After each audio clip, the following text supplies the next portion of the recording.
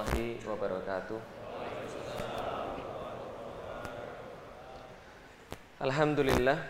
Alhamdulillahirabbil alamin. Wassalatu wassalamu ala asrofil anbiya'i wal mursalin wa ala alihi wa sahbihi ajma'in. Asyhadu an la ilaha illallah, asyhadu anna Muhammadan abduhu wa rasuluhu la nabiyya ba'da. Wa qala Allah ta'ala fil kitabihil karim, a'udzu billahi minasyaitonir rajim. Bismillahirrahmanirrahim. Fahkum bainahum bima anzalallah wa la tattabi' ahwa'ahum amma ja'aka minal haqq. Alhamdulillah, puji dan syukur senantiasa kita panjatkan hanya pada Allah Subhanahu wa taala.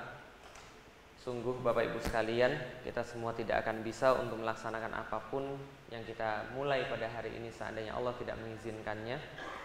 Karena itu kita bersyukur pada Allah, kita masih diberikan nikmat kesempatan, kita masih diberikan nikmat kesehatan. Dan Allah tidak hanya memberikan kesehatan dan kesempatan itu kepada kita, namun Allah rangkaikan keduanya dengan keimanan. Dan dengan keimanan itulah kehidupan kita menjadi berarti. Karena sungguh percuma seandainya kita memiliki kesehatan, kita memiliki kesempatan, akan tetapi kita tidak memiliki keimanan. Berapa banyak kita melihat orang-orang yang tidak sempat tapi dia sehat, atau kita melihat orang-orang yang tidak sehat walaupun dia sempat. Tapi kalau seandainya pun Bapak Ibu sekalian terpaksa untuk tidak sempat dan tidak sehat, tapi masih memiliki iman, insya Allah masih ada jalan ampunan daripada Allah, masih ada jalan pahala daripada Allah. Tapi kalau seandainya seseorang itu tidak memiliki keimanan, maka tidak ada guna sama sekali kesempatan, tidak ada guna sama sekali kesehatan yang Allah berikan kepadanya. Apalagi yang paling celaka, sudah tidak sempat, tidak sehat, tidak iman. Mudah-mudahan kita tidak termasuk orang-orang yang seperti itu.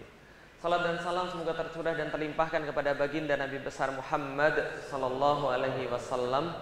Sungguh Bapak Ibu sekalian, kerinduan kita kepada beliau itu membuat kita senantiasa memohon kepada Allah, mudah-mudahan kelak ketika di yaumil qiyamah kita bisa dibangkitkan dekat dengan beliau. Lalu beliau mengenali kita, mengakui kita sebagai bagian daripada umatnya, lantas kita bisa memeluk beliau, berkeluh kesah dengan beliau, dan mudah-mudahan Allah berkenan menempatkan kita di surga kelak dekat dengan Rasulullah sallallahu alaihi wasallam, dan mudah-mudahan kita memasuki surga itu bersama-sama. Amin. Alhamdulillah, puji dan syukur senantiasa kembali kita ucapkan, kita panjatkan, kita curahkan kepada Allah. Pada hari ini kita bisa berjumpa, bermuajahah, dan sedikit berbicara tentang Islam. Dan inilah memang tugas kaum muslim. Jadi apapun yang mereka miliki harusnya mereka kontribusikan paling besar buat Islam. Karena memang tidak ada yang paling penting di dalam hidup ini kecuali agama kita ini. Dan kita berharap mudah-mudahan Allah senantiasa meninggikan giroh kaum muslimin untuk belajar Islam. Karena memang zaman sekarang ini orang muslim sedang tinggi-tingginya giroh untuk belajar Islam. Alhamdulillah. Pak Ketua ngerasa gitu Pak ya. Jamaah subuh makin rame gitu ya. Alhamdulillah, orang-orang muda semakin banyak gitu ya. Tadi saya dengar pengumuman setelah ini remaja-remaja nanti ada kajian juga. Jadi saya bersyukur, saya ketawa-ketawa sendiri karena dulu itu bagian saya ngisi remaja-remaja. Tapi kayaknya sekarang saya sudah tua kali ya. Sehingga bagian saya ngisi yang sudah tua-tua.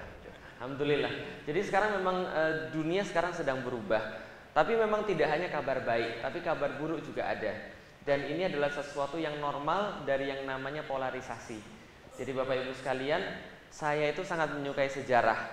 Jadi kalau seandainya kita lihat pada sejarah, ketika Rasulullah Shallallahu Alaihi Wasallam itu belum diutus jadi Nabi dan Rasul, itu Arab itu adem ayem. Ya, jadi Arab itu adem ayem, santai-santai saja, nggak ada masalah. Lah kenapa? Karena kejahatan sudah melembaga. Kezoliman itu sudah kuat, ya. Jadi kejahatan melembaga, kezoliman sudah kuat, kemunafikan itu sudah dianggap biasa. Jadi ya sudah ajek gitu loh maksudnya. Tapi ajeknya dalam kejahatan, jumut kalau dalam bahasa Arabnya. Itu sebelum Rasulullah datang. Tapi ketika Rasulullah datang, itu Arab itu bergejolak. Lah kenapa bergejolak? Ya wajar aja. Sendi-sendi yang sudah keras itu, ya, jadi lembaga-lembaga yang sudah ajek itu diserang oleh Rasulullah sampai mereka itu kemudian merasa tidak tahan. Coba bayangin aja, sebelum Rasulullah datang itu kan wanita kan ditempatkan di posisi nomor 2 setelah laki-laki. dianggap cuma, mohon maaf, pemuas laki-laki. Kita tahu bagaimana posisi wanita pada saat itu, mereka nggak dapat warisan, gitu ya. Mereka juga dianggap penyakit kalau sedang haid. Kalau seandainya bapaknya lihat ibunya melahirkan, lantas anaknya bukan yang diinginkan misalnya, yang perempuan, lantas anak itu segera dibawa pergi ke padang pasir, digalikan pasir, kemudian ditimbun dalam pasir yang masih panas itu sudah biasa. Perempuan itu ditempatkan nomor 2. Kita juga tahu bagaimana Bunda Aisyah mengisahkan kepada kita, ketika itu kalau seandainya cewek-cewek nikah caranya seperti apa. Mereka bergaul dengan banyak laki-laki gitu kan ya, lalu kemudian berhubungan dengan banyak laki-laki, nanti sudah lahir laki-laki dipanggil semua, hidungnya mirip kamu kayaknya, tapi ini bibirnya lebih mirip kamu, tapi ini kayaknya mirip semua, terus gimana? Ya udah kita pilih salah satu saja. Itu tidak ada kehormatan sama sekali. Tapi begitu Islam datang, Rasulullah katakan perempuan dapat warisan. Geger nggak itu orang-orang Arab? Geger. Orang-orang kafir Quraisy bilang, kamu siapa? Tiba-tiba datang mengubah apa yang kami yakini. Kamu siapa? Tiba-tiba datang, kamu itu kemudian menjelekkan apa yang kami yakini dari nenek moyang kami. Nah itu nggak ajak lagi, jadinya kemudian bergolak. Nah dari bergolak itu muncul polarisasi. Orang baik makin banyak, orang jahat makin banyak.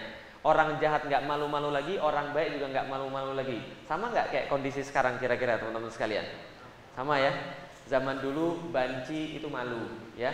Zaman sekarang banci promosi, teman-teman sekalian. Itu zaman sekarang. Zaman dulu yang namanya cewek itu kalau pakai baju minim itu merasa nggak enak. Nah, kenapa? Karena dianggap cewek nggak bener. Zaman sekarang cewek pakai baju minim itu tren, fashion, tuntutan zaman. Bikin lagu pula, kalian semua suci aku penuh dosa, kan gitu kan ya?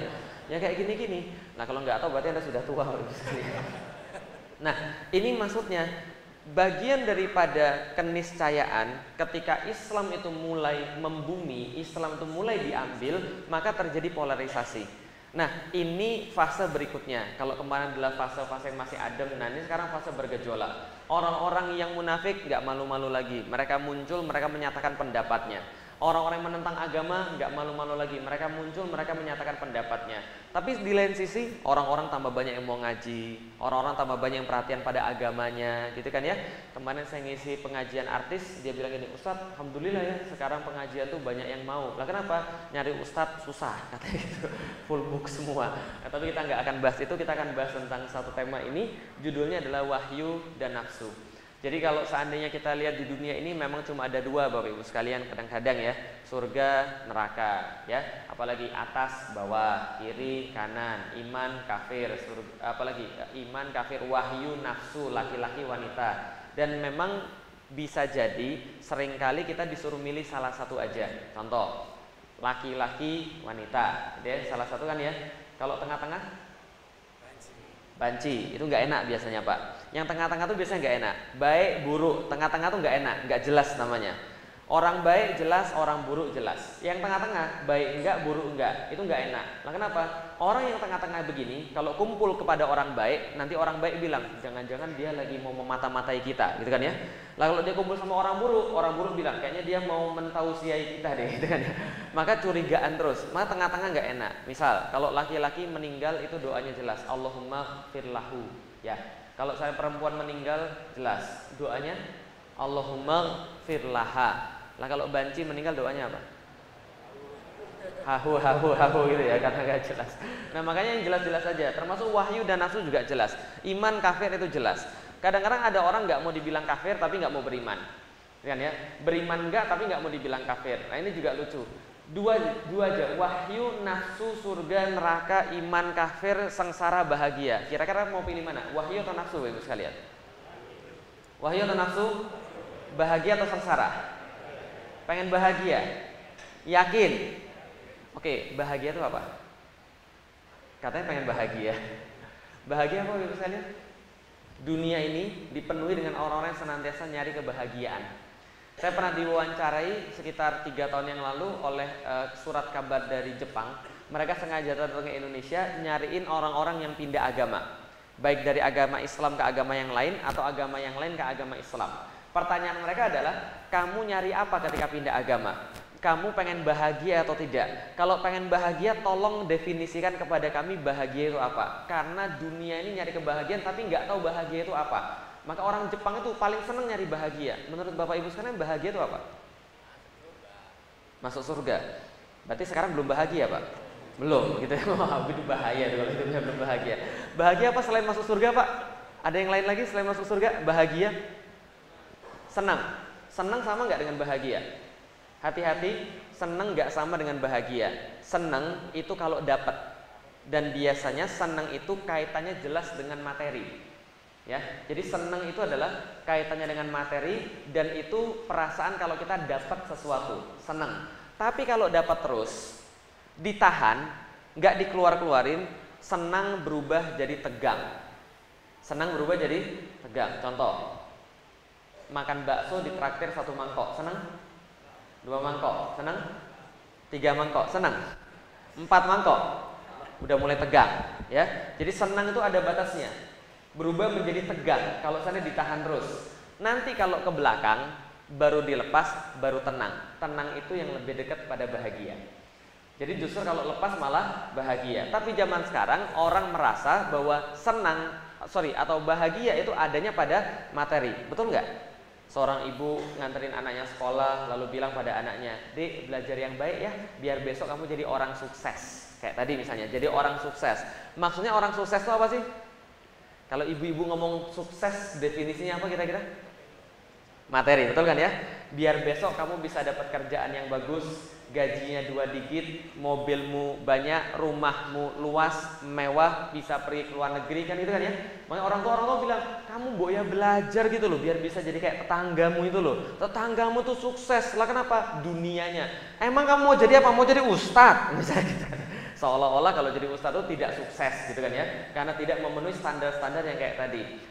Minimal orang itu memandang kalau seandainya bahagia itu dunia. Contohnya sebenarnya saya begini, orang keluar dari BMW sama orang keluar dari beca, lebih sukses yang mana Bapak Ibu sekalian? Yang BMW atau dari beca? Padahal benar nggak yang namanya dunia itu menandakan seseorang tuh bahagia? Iya atau iya? Iya atau enggak? Oke, kalau itu coba lihat. Ada orang punya rumah selapangan golf. Apakah lantas dia itu tidurnya selapangan golf itu? Guling-guling tidurnya? Enggak. Artinya apa? Orang punya rumah selapangan golf bisa jadi bahagianya sama kayak Anda yang tidurnya 1x2. Karena memang tidurnya segitu-gitu aja.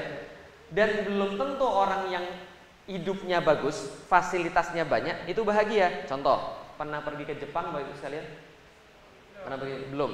Saya ceritain ya, ada 2 negara yang paling disiplin di dunia, 1 Jepang, 2 Jerman kalau saya lihat.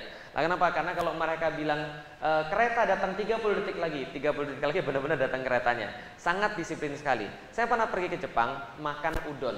Nah, di situ penjaganya ternyata tokonya cuma 1 orang. Kita datang ke sana, ada mesin kayak ATM, pilih makanannya, keluar struknya, kita bayar langsung dari sana, lalu struknya dikasih ke tukang jaga tokonya. Dia masain, setelah itu ada nomor sekian, ambil makanan. Nah, kita ambil makanan. Setelah kita ambil, kita makan, setelah selesai makan, itu mangkoknya ada mesin pencuci sendirinya, otomatis. Itu piringnya ada mesin pencuci sendirinya, itu sumpitnya ada mesin pencuci sendirinya. Semua itu otomatis, yang jaga cuma 1 orang. Disiplin luar biasa, dan trotoar di Jepang saya jamin lebih bersih daripada kamar Anda Bapak Ibu sekalian. Lah kenapa? Karena fasilitas sana sangat dimewahkan, sangat dimanjakan. Pertanyaannya, orang Jepang bahagia nggak dengan semua itu? Bahagia nggak mereka? Ternyata di Jepang itu setiap hari ada orang bunuh diri 88 orang rata-rata. 88 orang rata-rata bunuh diri tiap hari. Ketika saya pergi ke sana, ada kereta swasta itu ngasih iklannya begini, naiklah kereta kami, karena kalau ada yang bunuh diri, kami membersihkan 5 menit lebih cepat. Paham Bapak Ibu sekalian? Paham ya? Jadi ternyata mereka nggak menemukan bahagia dari sana. Banyak orang stres, banyak orang bunuh diri. Di situ saking banyaknya orang bunuh diri, maka setiap orang bunuh diri keluarganya didenda 100 juta lah, kira-kira gitu. Jadi kalau misalnya ada keluarga Anda bunuh diri, Anda ditagih 100 juta untuk bersihin mayat dia. Dan karena itulah orang tua di sana saking dendamnya sama anaknya, karena kecil anaknya mereka yang ngurus, anaknya gede mereka dimasukin panti jompo. Karena mereka kesel, mereka bunuh diri di panti jompo supaya anaknya bayar denda. Paham Bapak Ibu sekalian? Saking stresnya masyarakat Jepang begitu. Mereka mencari kebahagiaan nggak dapat. Di Korea, tahu mobil Hyundai tahu? Tahu ya? Itu direkturnya kira-kira kaya atau enggak? Kaya. Sebulan dapat 2-3 miliar. Bayangkan setahun duitnya berapa. Tapi ternyata sekarang dia di mana? Mati, bunuh diri, loncat dari lantai 33. Padahal sudah punya apapun yang dia punya. Mungkin mikirnya begini, mobil punya, anak sudah, istri sudah, rumah juga ada, keluar negeri sering, yang belum apa? Mati aja deh. Jadi orang nyari kebahagiaan tuh sampai kayak begitu. Di Belgia, di Belanda, mereka nyari kebahagiaan sampai melegalkan ganja 2 gram per hari boleh dimakan. Dan mereka melegalkan video-video porno dan buku-buku porno dijual bebas di mart-mart. Kayak sekarang di Indonesia ada banyak mart-mart. Nah di sana jualnya video porno dan buku porno. Nah kenapa? Karena mereka pikir di situ ada kebahagiaan. Paham teman-teman sekalian? Orang nyari kebahagiaan sampai kayak begitu. Dan sekarang kita juga nggak tahu kebahagiaan itu ada di mana, gitu kan ya? Oke, kalau itu bahagia ada di mana? Nih Bapak-Ibu sekalian, kunci daripada materi hari ini, bahagia itu taat. Itu kuncinya. Nanti saya akan jabarkan sedikit. Bahagia itu taat. Gampangnya adalah kalau orang tahu tujuan hidupnya dan dia mencapai tujuan hidupnya, maka disitulah dia akan merasa bahagia. Maka kita harus tahu dulu tujuan hidup itu seperti apa. Untuk tahu tujuan hidup, saya pengen membandingkan sedikit. Sudah pernah baca Bible? Belum? Mau baca Bible? Nah, kalau gitu kita baca Bible sebentar ya. Nah, ini tadi kan baca Quran sudah. Sekarang baca Bible. Ini Bible Bapak sekalian, ini bukan penistaan agama ya, ini namanya studi ya. Ini Bible, surat Bible itu ada 2, atau kitab Bible itu ada 2. Bukan kitab Bible berarti. Kitab Alkitab itu dibagi 2. Kitab suci perjanjian baru, kitab suci perjanjian lama. Kalau perjanjian baru itu setelah Yesus lahir. Kalau kitab suci perjanjian lama itu yang kita kenal dengan nama Taurat, Zabur. Nah, ini kitab suci perjanjian lama. Surat pertama namanya Genesis. Kalau dalam bahasa Indonesia namanya surat Kejadian. Di situ memuat bagaimana tujuan hidup manusia menurut versi orang Kristen. Bagaimana ceritanya? Begini ceritanya Bapak sekalian. Kayak kismis ya. Nah, jadi ceritanya Tuhan Allah menumbuhkan berbagai-bagai pohon dari bumi, menarik dan baik untuk dimakan buahnya, dan pohon kehidupan di tengah-tengah taman itu serta pohon pengetahuan tentang yang baik dan yang jahat. Jadi ceritanya begini. Tuhan menciptakan alam semesta, lalu kemudian menciptakan surga, dan banyak pohon-pohon di surga diciptakan, tapi ada 2 pohon yang spesial yang dimention di situ. Satu namanya pohon apa? Pohon kehidupan. Yang kedua namanya pohon apa? Pohon pengetahuan. Berarti ada 2 pohon menurut orang Kristen yang spesial di surga. Satu namanya pohon kehidupan. Bahasa kerennya the tree of life. Yang kedua pohon pengetahuan, bahasa kerennya the tree of knowledge. Lalu Tuhan berpesan pada manusia, semua buah dari dalam pohon itu semua boleh dimakan kecuali pohon pengetahuan tentang yang baik dan yang jahat. Jangan kamu makan buahnya. Kalau kamu makan, kamu bakal mati. Jelas sampai di sini? Ada berapa pohon tadi yang spesial? 2. Satu namanya pohon, yang kedua namanya pohon. Tapi dibilang jangan dimakan buah pohon pengetahuan. Kalau kamu makan, kamu bakal mati. Ternyata manusia digoda oleh setan. Ular berkata pada perempuan, enggak, kamu sekali-kali kamu enggak akan mati. Justru ketika kamu makan, Allah mengetahui kalau kamu makan, matamu akan terbuka dan kamu akan jadi seperti Allah, tahu tentang yang baik dan yang jahat. Paham sampai di sini kira-kira? Jadi Tuhan bilang enggak boleh makan buah daripada pohon pengetahuan. Tapi setan bilang, enggak, boleh kok. Tuhanmu itu justru takut kamu tersaingi. Justru kalau kamu makan, kamu punya pengetahuan sama seperti Tuhan. Dimakan atau tidak? Ternyata dikisahkan, ini setan menggoda Adam. Ternyata Adam tidak tergoda. Setelah dia tidak bisa menggoda Adam, dia datang kepada Hawa. Hawa tergoda lalu makan buahnya. Nama buahnya buah? Salah, itu kan Al-Quran. Nama buahnya buah apel. Ya, nama buah pengetahuan itu adalah buah apel. Diambil lalu dimakan. Makanya siapa yang punya iPhone? Itu lambang belakangnya, lambangnya apa? Apel dimakan. Tahu apa maksudnya? Kenapa Steve Jobs ngambil lambang buah apel yang dimakan? Tahu maksudnya? Menurut gereja, ini adalah dosa pertama manusia. Manusia jatuh ke dalam dosa ketika manusia mengambil buah itu lalu dimakan melanggar perintah Tuhan. Tapi menurut Steve Jobs, tidak. Justru gara-gara itu manusia dapat pengetahuan. Paham teman-teman sekalian? Berarti kalau Hawa nggak makan buah itu, kalian nggak bisa pakai iPhone. Maksudnya begitu kata dia. Jadi kira-kira itu. Paham ya? Karena Steve Jobs itu orang ateis. Dia nggak suka sama gereja, ya. Oke, ceritanya kemudian kita lanjutkan. Kemudian Hawa memakan buah itu, lalu kemudian dia ngasih pada suaminya pun makan buah itu, dua-duanya jatuh ke dalam dosa. dan kemudian muncul lagi ini yang ada ketika saya belajar agama pas waktu SD. Maka kemudian Adam dan Hawa tahu bahwa mereka telanjang, mereka mengambil dedaunan daripada surga menutupi auratnya, lalu kemudian dia mendengar Tuhan Allah jalan di atas taman, kemudian dia bersembunyi karena takut. Lalu kemudian Tuhannya nanya, "Di manakah engkau?" Kemudian terjadilah percakapan yang kita tahu. Laki-laki menjawab, "Saya mendengar engkau di dalam taman, jadi saya takut, jadi saya bersembunyi karena saya telanjang." Maka Tuhan menanyakan pada mereka, "Kamu tahu dari mana kalau kamu telanjang? Apakah engkau makan buah yang aku larang engkau makan itu?" Maka laki-laki menjawab, "Perempuan yang kau berikan untuk menemani saya telah memberi buah itu kepada saya, lalu saya memakannya." Pertanyaannya, ini ngaku atau ngeles? Ngaku atau ngeles? Jadi laki-laki ditanya, "Kamu makan buah tadi ya?" "Enggak, gara-gara perempuan itu ngaku atau ngeles?" Perempuan kemudian ditanya, "Kamu yang melakukan itu? Kenapa kamu lakukan?" "Enggak, saya ditipu ular sehingga saya makan buah itu." Itu ngaku atau ngeles? Paham teman-teman sekalian? Jadi teman-teman tahu kan ya sifat ngeles itu datang dari mana? Ya. Jadi itu ceritanya di situ memang suka ngeles. Nah, laki-laki ketika ditanya ngeles katanya wanita, wanita ditanya ngeles katanya ular. Ular nggak bisa ngeles. Lah kenapa? Kan dia nggak bisa ngomong teman sekalian.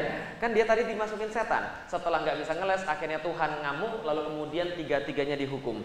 Hukuman bagi ular adalah ini hukuman bagi ular. Engkau akan dihukum karena perbuatanmu itu dari segala binatang, hanya engkau yang harus menanggung kutukan ini. Apa kutukannya? Mulai dari sekarang engkau menjala dengan perutmu, makan debu seumur hidupmu. Engkau dan perempuan akan saling membenci. Keturunanmu akan selalu bermusuhan. Keturunannya akan meremukkan kepalamu, engkau menggigit tumit mereka. Ini hukuman buat ular. Lalu bagaimana hukuman buat perempuan? Nih hukuman buat perempuan, ibu-ibu sekalian. Rasain. Nah, lalu Tuhan berkata pada perempuan, "Aku akan menambah kesakitanmu selagi engkau hamil dan melahirkan. Tapi walaupun demikian, engkau tetap birahi pada suamimu dan aku akan tunduk kepada dia." Jadi, menurut Alkitab, perempuan hamil dan melahirkan itu adalah sakitnya dari dosa mereka ketika masih di surga. Paham ibu-ibu sekalian? Itu kan ya? Perempuan sakit banget ketika melahirkan itu adalah kalau misalnya di dalam agama itu syukurin kamu sih dosa dulu aja. Jadi kira-kira begitu. Ini hasilnya hukuman di perempuan itu kalau di dalam Kristen, di dalam Islam kira-kira gimana? Perempuan melahirkan, Masya Allah. Ketika dia lagi misalnya mual mau melahirkan, malaikat-malaikat beristighfar untuk dia, gitu kan ya. Setiap kali peluh yang dia keluarkan, sakit yang dia rasakan menjadi penggugur dosa dia, kan itu kan, Masya Allah. Kemudian ketika anaknya lahir fitrah, ibunya pun kembali fitrah karena dosa sudah berguguran semua. Anaknya meninggal misalnya, anaknya akan menunggu di surga kelak kalau diikhlaskan karena Allah Subhanahu wa taala dalam bentuk laki-laki atau perempuan 25 sampai 35 tahun. Sehingga ibunya kaget, ini saya yang manggil siapa ke surga? Ternyata anaknya sendiri gitu ya. Kalau seandainya diikhlaskan karena Allah. Kalau ibunya meninggal, pahalanya mati syahid. Kalau seandainya bapak ibunya dan anaknya meninggal sekalian, bapaknya kawin lagi gitu kan ya, nggak ada masalah. Jadi semua nggak ada masalah. Walaupun sakit tapi nggak ada masalah. Ngomong-ngomong kalau seandainya melahirkan sama disunat sakit mana? Sakit melahirkan? Salah. Sakitan disunat, Bapak sekalian.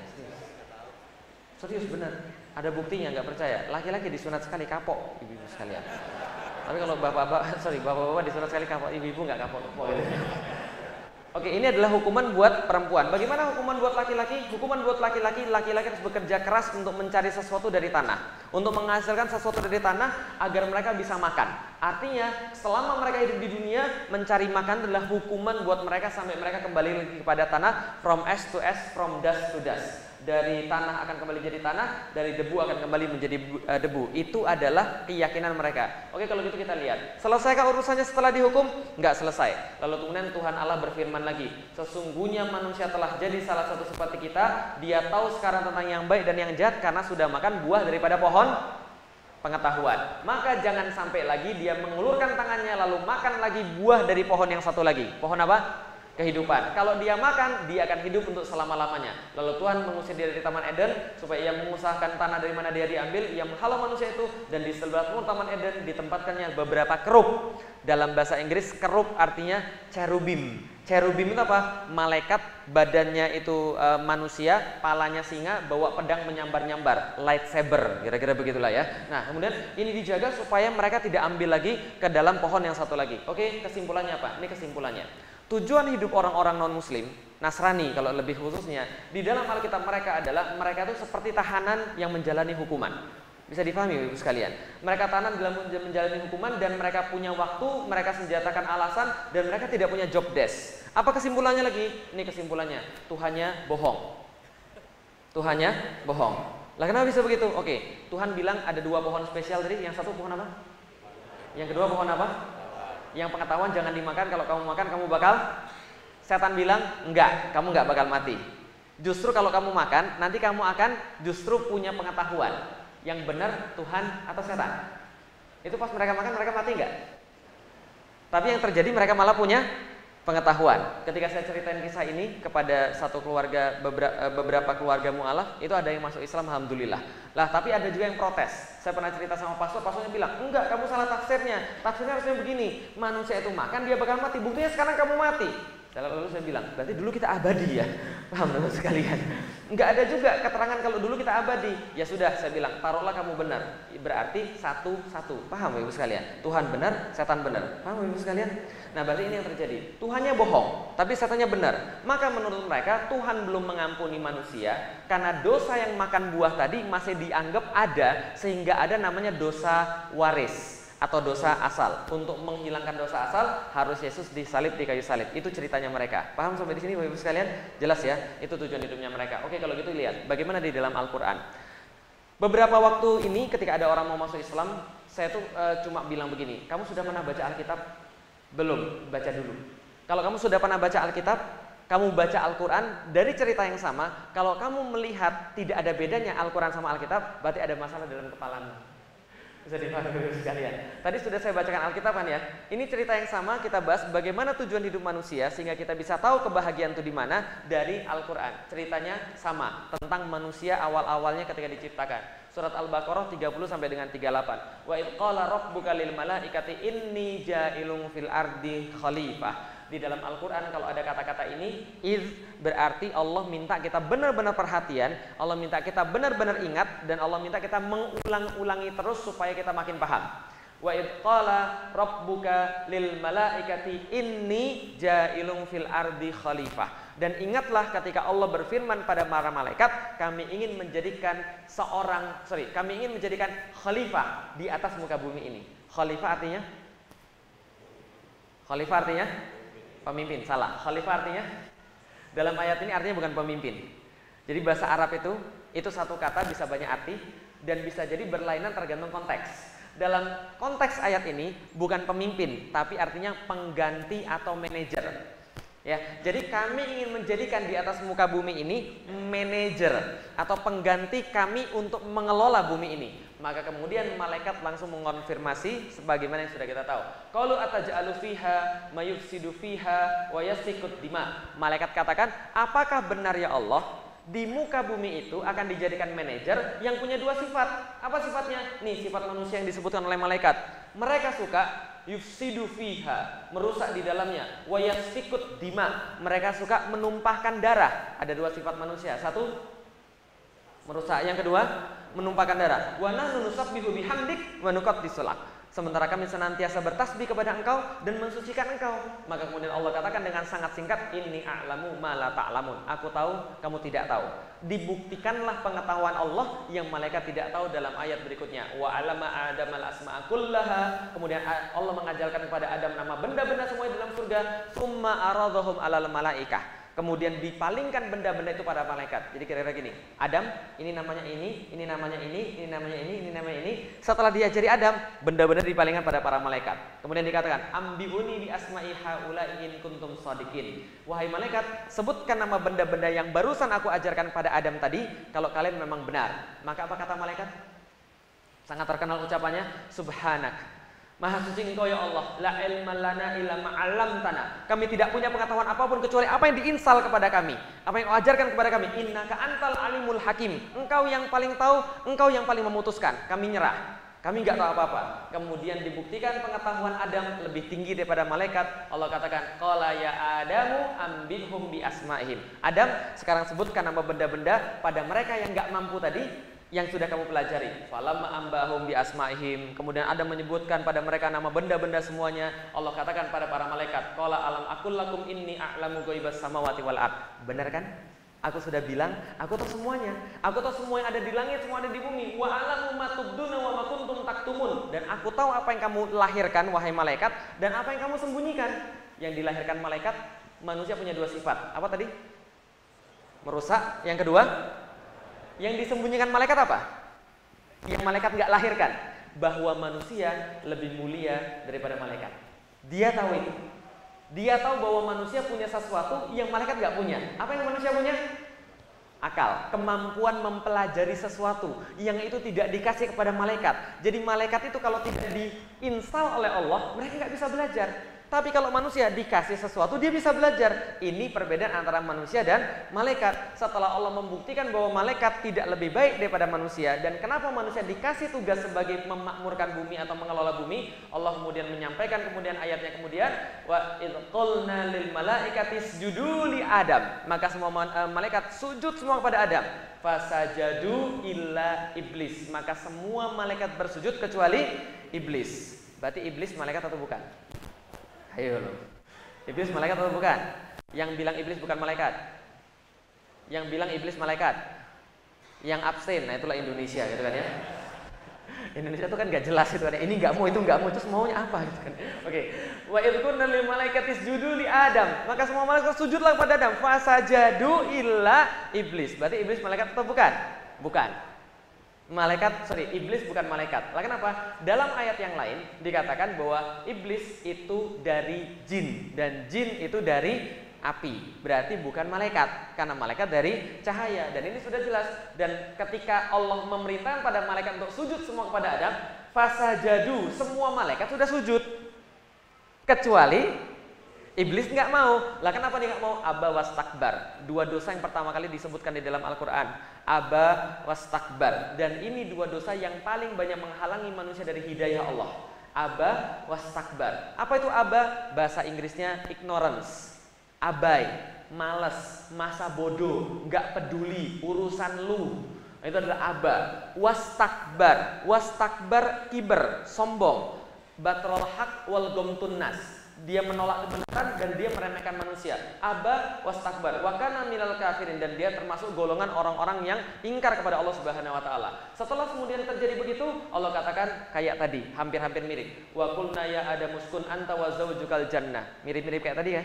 Wahai Adam, maka tinggallah kamu dan istrimu di dalam surga ini. Wa kula minha ragadan haitsu syi'tum. Maka makanlah semua di mana saja, apapun yang engkau temui. Semua sebanyak apapun. Wala taqraba hadhihi syajarah. Tapi jangan dekati pohon ini, fatakuna minaz zalimin. Nanti kamu termasuk orang yang zalim. Nama pohonnya pohon? Salah. Nama pohonnya pohon? Khuldi. Salah. Nama pohonnya pohon? Tapi di dalam Al-Qur'an khuldi, Ustaz. Oke, dalam Al-Quran khuldi. Yang ngomong siapa di dalam Al-Quran kalau itu khuldi? Tahu yang ngasih tahu siapa? Yang ngasih tahu syaitan. Syaitan menipu manusia dengan mengatakan pohon itu namanya pohon khuldi, artinya pohon keabadian. Buahnya namanya buah keabadian. Kalau dimakan nggak mati-mati. Jadi syaitan itu menipu manusia dengan pohon ini, kalau anda makan anda nggak bakal mati. Ternyata syaitan bohong atau tidak? Allah sendiri nggak bilang itu pohon apa. Namanya pohon di dalam Al-Quran namanya pohon ini. Ya saya jadi tolong dikoreksi ya. Pohon ini dari mana saat ini? Wala taqrabah hadhihi syajarah. Paham ya? Jadi namanya pohon hadhihi. Dalam bahasa Indonesia pohon ini. Nah coba lihat bagaimana keindahan Al-Quran menggambarkan sesuatu. Lihat di agama sebelah tadi, Tuhan bilang ini semua boleh dimakan kecuali dua pohon. Pohon apa namanya? Kehidupan. Yang kedua pohon pengetahuan. Kalau kamu makan, kamu bakal mati. Di dalam Al-Quran nggak diomongin pohonnya apa. Lah kenapa? Pohonnya nggak penting. Allah cuma bilang wala taqrabah hadhihi syajarah. Kamu jangan dekati pohon ini. Aku nggak ngasih tahu khasiatnya apa. Aku nggak ngasih tahu ini apa khasiatnya. Yang aku cuma kasih tahu kalau kamu dekat pohon ini, kamu bakal zolim. Artinya apa? Yang penting bukan pohonnya, yang penting akunya. Paham ibu sekalian? Bukan pohonnya, Allahnya yang penting. Coba kayak gini misalnya, di sini ada lubang, terus tulisannya jangan diintip. Kira-kira gimana? Kira-kira anda penasaran atau tidak? Penasaran nggak ada lubang kayak gitu? Ada pintu, yang lain boleh dibuka, ini jangan. Kira-kira gimana? Nah, itu kan yang terjadi pada agama sebelah kan gitu kan ya. Ini pohon pengetahuan. Kamu kalau kamu makan kamu bakal mati kan kita katakan begitu. Dalam Islam tidak. Kamu boleh makan semua, jangan dekati pohon ini. Aku nggak ngasih tahu ini pohon apa. Khasiatnya juga nggak ada. Tapi jangan dekat, kenapa? Nanti kamu maksiat kepadaku. Paham Bapak Ibu sekalian? Allah ngajarin bahwa yang penting itu Allahnya, bukan pohonnya. Karena pohonnya nggak penting. Hadhihi syajarah cuma disebutin gitu aja. Tapi ternyata manusia disesatkan oleh syaitan. Fa'azzalahum syaitanu anha. maka syaitan menggelincirkan manusia, fa akhrajahuma mimma kana fi, dan kemudian dikeluarkanlah manusia dari dalam ketaatan kepada Allah. Wa qul nahbitu ba'dukum li ba'din adu, maka keluarlah kalian semua dari surga, Allah katakan. Sebagian daripada kalian menjadi musuh sebagian yang lain. Diusir atau tidak? Diusir atau tidak? Yang bilang diusir. Yang bilang enggak. Yang absen, itulah Indonesia. Oke, manusia diusir atau tidak? Saya tuh dari 2002 masuk Islam sampai detik ini saya tuh masih bingung kenapa orang muslim tuh berkeyakinan bahwa mereka diusir dari surga. Bingung saya, serius. Kenapa? Kata-kata mana yang menurut Anda itu adalah pengusiran? Ihbitu. Ihbitu dalam bahasa Arab, saya sudah cek kamus manapun artinya adalah berpindah dunia. Dalam bahasa zaman sekarang itu snorkeling, itu ihbitu. Nyelam, itu ihbitu. Lah kenapa? Karena dia berpindah dunia. Nah, artinya tidak ada urusan mengusir sama sekali. Hati-hati, konsep manusia diusir itu konsep orang Kristen. Karena manusia sudah berbuat dosa dan Tuhan belum maafin. Konsep di dalam Islam tidak ada cerita manusia diusir. Dalilnya apa? Oke, nanti kita akan lihat dalilnya. Ini dalil yang pertama. Walakum fil ardi mustaqarru wa mataun ilahin. Nanti ketika kalian turun ke dunia, walakum fil ard, di dunia itu bagi kalian ada mustaqarru wa mataun, ada tempat kediaman, ada kesenangan sampai waktu yang ditentukan. Diusir kok suruh senang-senang.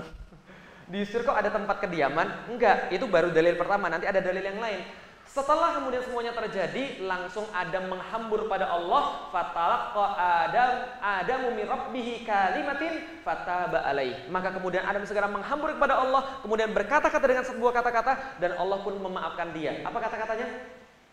Rabbana zalamna anfusana fa ilam taghfir lana wa tarhamna lanakunanna minal khasirin. Adam langsung menghambur pada Allah, ya Allah, aku salah. Aku dosa, engkau tidak zolim, aku yang zolim. Kami menzolimi diri kami sendiri. Kalau kamu tidak maafkan, kalau kamu tidak beri kami ampunan, kepada siapa lagi? Ngaku ngeles. Ngaku ngeles. Paham ya? Ini pelajaran yang sangat berharga bagi kita. Kalau salah jangan ngeles. Hal terbaik yang Anda bisa lakukan ketika salah, ngaku. Coba perhatiin doa-doanya para nabi ketika mereka melakukan satu kekeliruan kepada Allah, langsung mereka bilang begitu, ya Allah, kami menzolimi diri kami sendiri, kami yang salah, kami ini zolim. Bukannya kemudian malah ngeles, ini bukan salah saya, dia ini gara-gara Bogor nih ngirimin ke sini, pompanya sabotase pasti, itu ngeles, paham ya? Tapi kalau muslim enggak, muslim itu kalau salah ngaku. Masya Allah, pelajarannya Pak, Allah kasih tahu, kalau Anda mau ngaku, ya, Anda mau ngaku salah, Allah kasih dua. Asik tahu? Apa yang Allah kasih? Allah kasih taubat, Allah kasih rahmah. Allah hapuskan dosanya dan Allah tambahkan rahmah. Innahu huwat tawwabur rahim. Allah tidak hanya menerima taubat orang yang ngaku, tapi Allah tambahkan rahmah. Apa itu rahmah? Menurut para ulama, kemampuan istiqomah untuk tidak melakukan dosa yang sama lagi, kemampuan untuk merasakan kenikmatan dalam ibadah, kemanisan dalam setiap ketaatan. Itu rahmah yang Allah berikan. Faham dalam agama, itu rahmah bagi orang yang ngaku. Setelah pelajaran ini berakhir, ternyata Allah katakan lagi, Qul nahbitu minha jami'a. Ya sudah, sekarang keluarlah dari keluarlah dari surga. Loh, kok disuruh keluar lagi? Kata sudah dimaafin. Lalu sudah dimaafin harusnya tetap di surga dong. Enggak, tetap disuruh keluar. Diusir atau tidak? Enggak. Dalilnya apa? Oke, ini dalilnya. Masih ingat tadi yang awal-awal ayatnya yang pakai kata id tadi? Apa ayatnya? Wa id qala rabbuka inni ja'ilum fil ardi khalifah. Dari awal Allah sudah kasih tahu. Allah pengen jadikan khalifah di mana? Bukan di surga. Paham ya? Allah tuh nggak pernah salah perhitungan, nggak kayak agama sebelah. Gara-gara salah perhitungan ngamuk. Lalu kemudian manusia diusir. Di dalam Islam tidak pernah. Dari awal Allah pengen ngasih manusia di dunia. Ngapain di surga? Belajar banyak hal. Pelajaran pertama, Anda lebih mulia daripada para malaikat kalau Anda pakai akal. Tapi kalau Anda tidak pakai akal, malaikat pasti betul. Anda pasti merusak, Anda pasti menumpahkan darah. Pelajaran yang kedua, Anda kalau salah ngaku. Allah maafin, Allah kasih rahmah. Pelajaran yang ketiga yang paling penting nih, fa imma ya'tiyannakum minni huda faman tabi'a hudaya fala khaufun 'alaihim wa lahum yahzanun. Ini pelajaran paling penting. Jadi gini ceritanya. Siapa yang migrasi dari luar Jakarta ke Jakarta? Siapa yang pindah dari luar Jakarta ke Jakarta? Bapak, dari mana Pak aslinya? Kalimantan. Kapan pindahnya Pak? 2003. Pindah kerja Pak? Pensiun. Oh, yang pindah kerja. Bapak dari mana Pak? Solo, pindah ke sini, pindah kerja Pak. Pas disuruh pindah kerja ke sini, mikir-mikir atau langsung mau Pak? Mikir-mikir, nanya sama bosnya dulu ya. Yang ditanya apa? Gaji gue naik nggak? Tunjangannya apa? Misalnya gitu kan ya. Orang kalau suruh pindah itu pasti bingung. Contoh, anggap lagi nih, bapak-bapak besok disuruh pindah ke Skandinavia. Mau nggak? Mau nggak kira-kira? Mungkin mau, tapi nanya dulu, Skandinavia itu di mana Pak? Cara hidupnya gimana di sana Pak? Nanti di sana saya makan apa? Di situ saya ada rumah atau tidak? Ada masjid atau tidak? Saya baru bawa keluarga atau tidak? Banyak tanya kan ya? Itu baru pindah tempat. Ini suruh pindah dunia, paham teman-teman sekalian?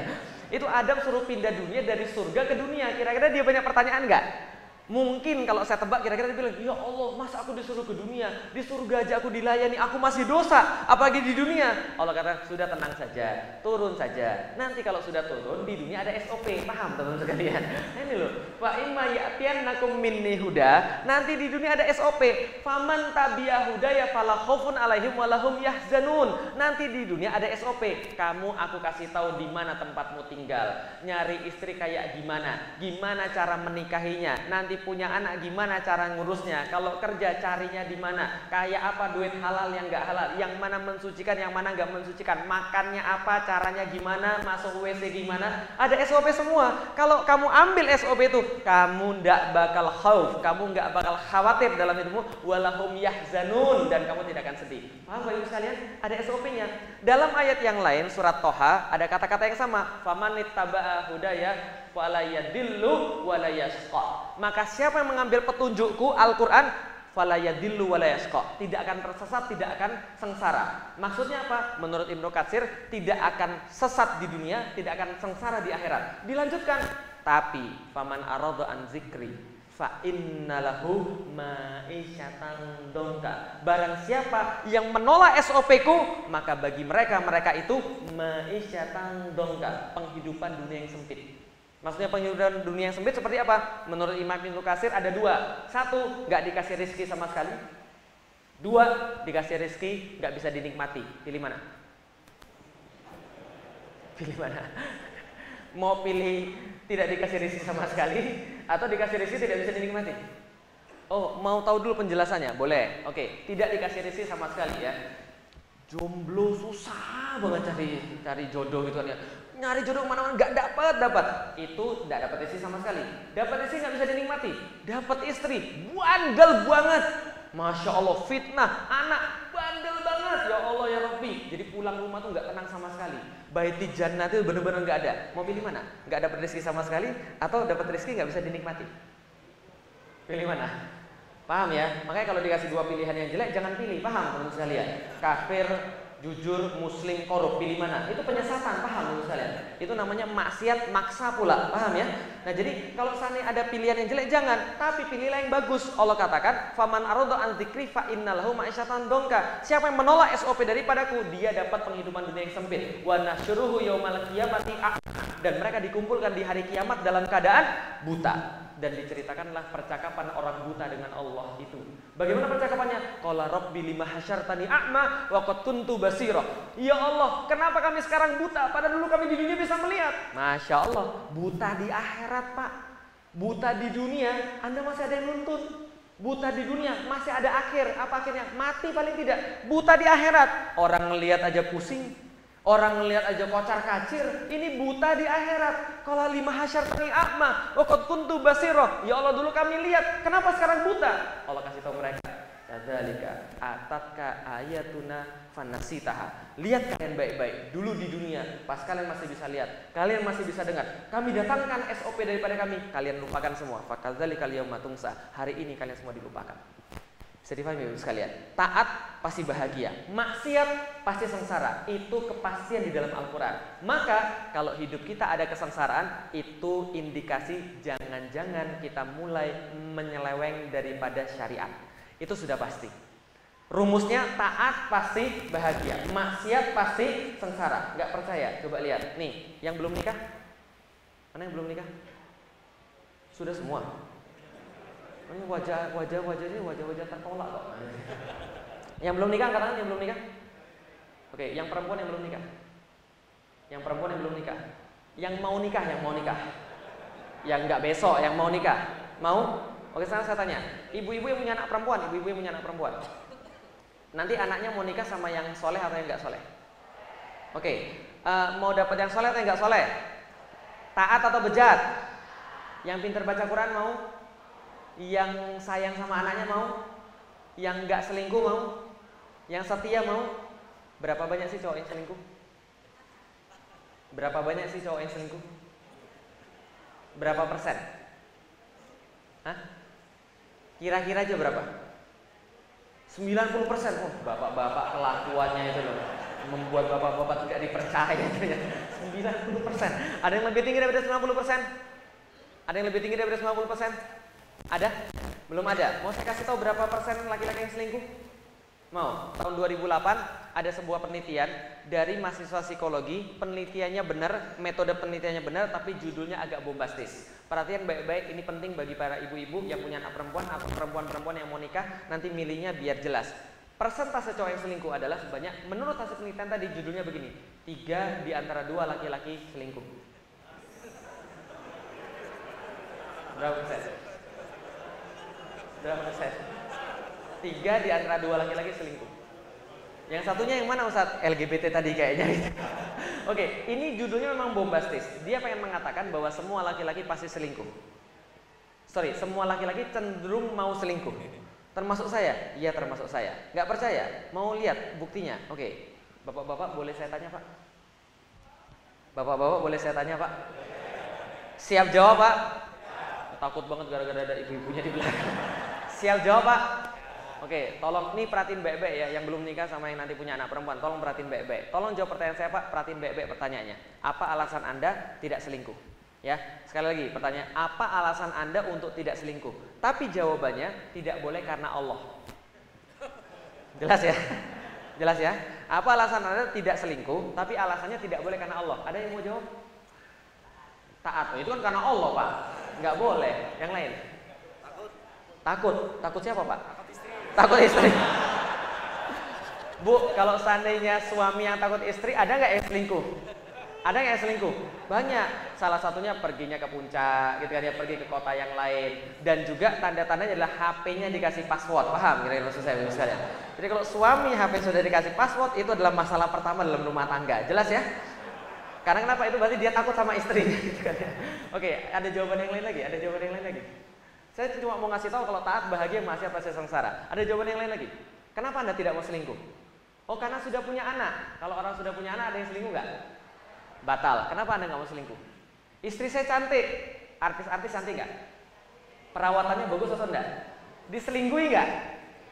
Berarti nggak jamin ya. Jadi hati-hati mbak-mbak. Ada kesalahan besar pada zaman sekarang di mana perempuan sudah mendewakan fisik. Akhirnya mereka merasa laki-laki itu bisa untuk diikat dengan fisik. Saya nggak bilang fisik nggak penting. Fisik penting karena laki-laki tertarik pada fisik, tapi tidak bakal mengikat. Kayak zaman sekarang kan semuanya fisik kan ya. Lihat Instagram saya tuh, aksi bela Islam, komentarnya, cek kami kakak, peninggi, pelangsing, pemutih, pembesar gitu kan ya. Lain karena fisik semua tadi. Tapi ingat baik-baik, kalau seandainya Anda sibuk cuma pada fisik, besok-besok Anda akan didatangi oleh laki-laki yang cuma peduli pada fisik. Dan kalau laki-laki peduli pada fisik, dia sudah nikahi Anda, 3 hari setelah nikah, rumput tetangga lebih hijau. Betul begitu Pak? No, betul lah, ini laki-laki sejati semua ini. Nah, itu betul. Nah, itu sudah naluriah. Wah, Bapak-Ibu sekalian. Nah, artinya adalah apa? Artinya yang bisa membuat seorang laki-laki itu tidak bermaksiat pada istrinya adalah hanya karena Allah. Bisa dipahami Bapak sekalian? Oke, coba lihat. Banyak sekarang orang pengen bahagia, banyak sekarang orang pengen baik hidupnya, tapi nyari pasangannya lewat jalur pacaran. Pacaran itu halal atau haram? Maksiat atau taat? Wahyu atau nafsu? Oke, Ustaz jangan generalisir gitu dong. Saya kan nggak gitu juga pacarannya. Saya kan pacaran nggak ngapa-ngapain. Nah kalau nggak ngapa-ngapain, ngapain pacaran? Paham? Minimal pacaran tuh ya pasti pegangan tangan kan itu kan ya. Dan nggak akan cukup sampai pegangan tangan. Lah kalau saya pacarannya masih 3 minggu, saya percaya kalau cuma pegangan tangan. Lah kalau pasti sudah 3 tahun cuma pegangan tangan, mubazir dong. Paham? Pasti ada yang lain. Makanya yang punya pacar ya, atau yang niat mau pacaran ya, kalau misalnya pacarnya cuma cukup pegangan tangan doang, hati-hati itu bukan laki-laki sejati. Karena laki-laki sejati tidak akan cukup pada pegangan tangan doang. Betul begitu? Oh betul lah jadi. Begitu. Karena laki-laki itu punya nafsu dan itu nggak salah. Karena kalau laki-laki nggak punya nafsu, Anda nggak ada, paham Bapak Ibu sekalian? Jelas ya? Berarti kalau saya mau yang baik, cari yang baik. Tapi kalau orang pacaran, pasti hidupnya nanti besok sengsara. Lah kenapa pasti? Coba lihat, selingkuh sama pacaran sama atau beda? Selingkuh sama pacaran sama atau enggak? Sama kok. Sama-sama pegang tangan yang bukan mahramnya. Ya kan ya, sama-sama ngerayu yang belum halal kan gitu kan ya. Enggak ada bedanya. Artinya kalau dia bisa melakukan itu pada Anda ketika masih pacaran, dia bisa melakukan itu pada cewek yang lain kalau Anda sudah nikah sama dia. Paham Ibu sekalian? Maka orang pacaran biasanya berakhir dengan 4 hal. Hati-hati. Yang pertama, diputusin, dan apapun penyebabnya tetap enggak enak. Dan ya, walaupun alasannya mainstream. Apa alasan mainstream orang putus pacaran? Karena kamu terlalu baik bagiku. Kan juga ya. Tetap aja enggak enak. Yang kedua itu kan ya. Yang kedua, dia diselingkuhi dan itu juga gak enak. Yang ketiga, dia nikah tapi dengan orang yang salah. Ya, karena orang itu bermaksiat. Yang keempat, cangkul masuk. Paham teman-teman sekalian? Paham cangkul masuk? Oh, nggak nonton berita ini kayaknya gitu kan ya. Ini yang terjadi, maksiat itu akan mengajak pada maksiat yang lain. Itu baru pacaran, belum yang lain. Allah kan banyak melarang kita. Riba, orang nyari keberkahan bisnis kok dari riba. Orang nyari kebaikan hidup kok dari riba. Nggak bakal dapat bahagia. Suatu waktu, jangankan riba ya, ini saya cerita yang lain. Imam Syafi'i didatangi oleh seorang laki-laki. Laki-laki itu dia curhat sama Imam Syafi'i. Imam, aku mau curhat. Lah kenapa? Keluargaku berantakan, hancur, istriku bandel, aku tuh nggak menemukan kebahagiaan dengan dia. Anakku, ya Allah, apalagi parah banget, suruh sholat susah, taat, nggak mau, kasar sama orang tua. Imam Syafi'i bilang, terus kamu ngapain sih kerjaanmu setiap hari? Kerjaan saya nggak ada masalah Imam Syafi'i, saya gajinya 5 dirham per hari kok. 1 dirham berapa? 120 ribuan. Sehari berapa arti 5 dirham? 600-an ribu. Sehari loh Pak. Berarti sebulan dia dapat berapa? Ya kira-kira 18 jutaan kan. Gajinya banyak tapi dia nggak bahagia. Imam Syafi'i bilang, oke, mau dengerin saran saya? Oke, sarannya apa Imam? Saya saran, kamu besok ngadep bosmu, bilang sama bosmu, tolong kurangi gaji saya jadi 4 dirham. Serius sih? Serius, kurangin gajinya menjadi 4 dirham, minta sama bosmu. Dia itu agak galau, tapi karena dia taat sama imam ya sudah nggak apa-apa. Bos, saya mau bilang bos, tolong gaji saya dikurangi 4 dirham aja. Setelah beberapa waktu dia balik lagi ke Imam Syafi'i lalu dia bilang, Imam, ada perubahan sih, tapi nggak signifikan. Ini keluarga masih parah banget, ini istriku juga masih bantah. Imam Syafi'i bilang apa? Ya sudah, kalau gitu besok bilang sama bosmu, kurangin gajimu jadi 3 dirham per hari. 3 dirham per hari, ini 4 dirham aja sudah susah hidup saya, nggak cukup. Pokoknya dengerin aja. Kalau kamu mau dengar, minta kurangi. Dia bilang sama bosnya, minta kurangi 3 dirham per hari. Lalu kemudian beberapa waktu kemudian dia bilang sama Imam Syafi'i, ya Allah Imam, saya tuh bingung kok bisa ya. Dulu tuh saya nggak bisa nabung ya, sekarang saya nabung terus. Istri saya, ya Allah cantik banget. Sekarang saya pulang dibuatin teh, dikasih minum, dikasih kebaya. Anak saya, ya Allah keren, mulai menghafal Al-Quran, gara-gara gitulah. Lalu kemudian Imam Syafi'i tertawa gara-gara dikurangi jadi 5 jadi 3. Lalu Imam Syafi'i nanya, kenapa bisa hidupnya begitu? Imam Syafi'i nanya, sebenarnya dari kemarin tuh saya juga penasaran, kerjaanmu itu apa sih sampai dikasih 5 dirham per hari? Dia bilang, saya cuma jaga unta Imam. Jaga unta dapat 5 dirham. Maka Imam Syafi'i berkata, kalau begitu memang hakmu cuma 3 dirham per hari, sedangkan yang 2 itu adalah harta yang tidak barokah. Paham? Karena kerjanya ringan, dibayarnya banyak. Tapi cerita ini jangan diulangi sama karyawan-karyawan ya, paham ya? Jadi Anda itu modus itu namanya. Tahu nggak? Dulu tuh begini ya. Jadi kalau hidupmu barokah, gajimu dikurangi, nggak begitu ceritanya. Tapi maksudnya adalah hati-hati dengan hartanya tidak barokah. Hidup itu terpengaruh dari situ. Maka kalau ada orang pengen ngejar kebahagiaan hidup lewat jalur maksiat, salah jalan. Termasuk negeri ini juga sama. Lah kita itu pengen bahagia, kita tuh pengen baik hidupnya, tapi nggak mau pakai aturan Allah, yang nggak bisa. Maka satu-satunya solusi adalah balik lagi ke Al-Quran. Fa imma ya'tiyannakum minni hudan faman tabi'a hudaya fala khaufun 'alaihim wa lahum yahzanun. Orang beriman tidak ada masalah dalam hidupnya. Lah kenapa bisa begitu? Semua hidupnya baik bagi dia. Seperti kata Rasulullah, nggak seperti orang nggak beriman. Orang nggak beriman beda dengan orang beriman. Orang beriman jomblo, alhamdulillah. Nah kenapa? Alhamdulillah masih bisa belajar. Saya 80% ilmu saya yang sekarang saya dapatin ketika saya masih belum nikah. Bukan berarti ketika sudah nikah nggak bisa nambah ilmu, bukan. Tapi kalau saya lebih nyaman belajar sebelum saya nikah. Lah kenapa? Setelah nikah Anda punya kewajiban yang lain, Anda punya perjuangan yang lain, gitu kan ya. Alhamdulillah kalau jomblo, kalau nikah, alhamdulillah ya Allah sudah bisa berdua. Kalau miskin, alhamdulillah ya Allah 500 tahun duluan masuk surga daripada orang kaya, kan gitu kan ya. Kalau kaya, alhamdulillah ya Allah bersama para siddiqin syuhada. Nanti orang-orang iri sama saya karena saya dermawan di jalan Allah, kan gitu kan ya. Gak ada masalah. Tapi kalau dia nggak beriman, hidupnya semuanya susah, gitu kan ya. Jomblo, baper, gitu kan ya. Dikit-dikit lihat foto orang berduaan, ya Allah pengen banget ya Allah dapat undangan nikah, kapan saya ya Allah, gitu kan ya. jomblo baper, nikah nyesel lagi. Loh, banyak sekali yang kirim email ke saya. Ya Allah Ustadz, ternyata orang bilang nikah tuh enak, ternyata nggak seenak yang orang bilang Ustadz. Saya baru nikah 6 bulan, baru 2 bulan yang lalu saya tahu Ustadz, ternyata suami saya LGBT, ya gitu-gitu. Lah kenapa? Karena nikahnya tidak sesuai aturan Allah, tidak dengan proses yang sebagaimana Allah ridhoi. Bisa dipahami Ibu sekalian? Agak seru ya. Jadi taat pasti bahagia, maksiat pasti sengsara. Ada pertanyaan boleh? Silahkan. Monggo. Kecepatan ya ngomongnya. Itu takdir ya, itu bawaan dari lahir ya. Ada mungkin? Ada pertanyaan? Ada? Iya, saya tuh sudah mencoba untuk menurunkan kecepatan, tapi terlalu banyak di sini yang mau keluar gitu loh maksudnya. Iya, nanti insya Allah saya pelankan insya Allah. Ada yang lain mungkin silahkan. Ada yang mau nanya boleh Bapak Ibu sekalian? Ada? Boleh, apapun boleh.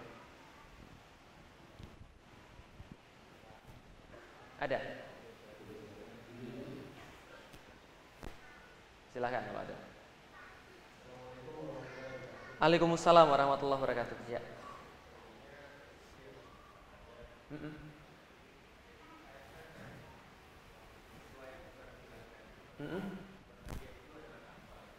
Taat.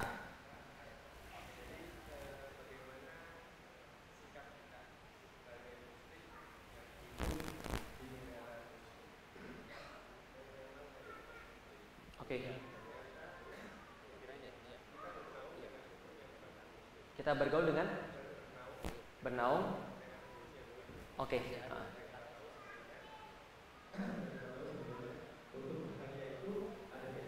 Betul. Oke.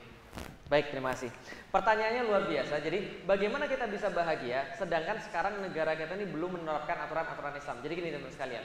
Di dalam Islam Allah itu memberikan khitab, memberikan seruan-seruan kewajiban. Itu kalau dikelompok dan diklasifikasikan, itu berarti ada 3 seruan. 1, seruan untuk individu. 2, seruan untuk kelompok atau jamaah. Yang ketiga, seruan untuk penguasa atau kekuasaan. Oke, kalau gitu kita lihat contoh. Seruan untuk individu, sholat subuh. Itu seruan untuk individu, makanya namanya fardu ain. Fardu ain artinya adalah kalaupun ada orang berjamaah melakukan, tidak menghapuskan kewajiban satu-satu di antara kita. Pertanyaannya, walaupun tidak ada masjid Baitus Salam, boleh nggak? Bisa nggak kita tetap sholat subuh? Bisa. Sendiri-sendiri boleh nggak? Boleh. Bisa nggak? Itu namanya khitab atau seruan Allah untuk individu. Tapi ada seruan Allah untuk berjamaah. Yang kedua, untuk jamaah. Contoh misalnya, sholat Jumat sendirian bisa nggak? Nah, itu seruan Allah untuk berjamaah. Contohnya lagi, dakwah itu wajib berjamaah. Makanya Allah katakan di dalam surat Ali Imran, wal takum minkum ummatun yad'una ilal khair wa ya'muruna bil ma'ruf wa yanhauna 'anil munkar wa ulaika humul muflihun. Hum, ada umat, ada hum. Artinya dakwah itu harus berjamaah, harus berkelompok, nggak bisa dakwah sendiri-sendiri. Kalau Rasul bisa dakwah sendiri, tentu Rasul nggak akan merekrut para sahabat. Tapi Rasul merekrut para sahabat, membentuk kelompok dakwah sehingga dakwah itu bisa berjamaah. Itu adalah seruan yang nomor 2. Seruan nomor 3 itu ditujukan pada penguasa. Contoh misalnya, orang yang zina, orang yang maling, itu orang maling dipotong tangannya, orang zina dirajam. Itu seruannya pada negara. Dan tidak boleh dilakukan individu, tidak boleh dilakukan jamaah. Paham Ibu sekalian? Ada orang datang pada Anda, Pak, saya mau ngaku Pak, saya sudah berzina. Sudah nikah atau belum? Saya sudah nikah. Oke, siapin lubang. Kita lempari satu-satu benar pakai batu. Boleh nggak? Nggak boleh, karena bukan penguasa yang melakukan. Jamaah lapor misalnya pada jamaah tertentu, ormas, saya mau dirajam. Nggak boleh. Lah kenapa? Karena pelaksanaan hukum rajam, pelaksanaan hukum potong tangan itu adanya pada negara, pada penguasa. Jihad fisabilillah itu juga pengumuman jihad itu ada pada penguasa, tidak boleh pada jamaah, tidak boleh pada individu, kecuali kalau diserang, itu beda hukumnya, gitu kan ya? Jelas sampai di sini Bapak Ibu sekalian. Nah, maka kalau seandainya kita sekarang individu dan masyarakat bisa lakukan semaksimalnya. Sekarang negara belum melakukan aturan-aturan Allah, belum menerapkan syariat Allah, maka kewajiban kita adalah bagaimana caranya negara ini menerapkan syariat Allah. Itu kewajiban kita. Makanya Allah katakan di dalam Al-Qur'an, atiullaha wa atiur rasul wa ulil amri minkum wa in tanaza'tum fi syai'in farudduhu ilallahi wa rasul. Maka taatilah Allah, taatilah Rasul dan pemimpin di antara kalian yang taat pada Allah dan Rasul. Dan kalau kalian berlainan pendapat pada segala sesuatu, maka kembalikanlah pada Allah dan Rasul. Tapi kalau seandainya pemerintahan ini tidak berdasarkan aturan Allah, pasti jadinya parah. Dan parahnya lebih dari maksiat individu dan lebih daripada maksiat jamaah. Contoh, Felix nggak sholat, yang dosa siapa? Felix. Kita bareng-bareng saya ngajak nggak sholat, yang dosa siapa? Semua di sini saja. Tapi yang lain dapat nggak dosanya? Enggak. Tapi negara sekali dia menerapkan kemaksiatan, semuanya kena. Contoh, riba halal atau haram? Riba halal atau haram? Yakin? Indonesia riba halal atau haram? Bukan hanya halal, jadi jantung perekonomian. Pertanyaan saya, ketika riba diterapkan di Indonesia, kita semua kena nggak dosanya? Semua kita kena. Bahkan debu-debunya seperti dalam hadis Rasulullah. Artinya apa? Berarti negara ini harus diubah agar menerapkan syariat Allah. Itu kemudian perjuangan kita. Tapi Ustadz, di sini orangnya banyak, bukan hanya muslim saja. Karena itulah Islam diturunkan, bukan hanya untuk Islam. Bukan hanya untuk muslim, tapi untuk umat yang lain. Makanya pembahasan fikih ada bagaimana mengatur hubungan antara Islam dan selain Islam. Bukan hanya untuk Islam saja. Jadi itu sudah jelas sekali.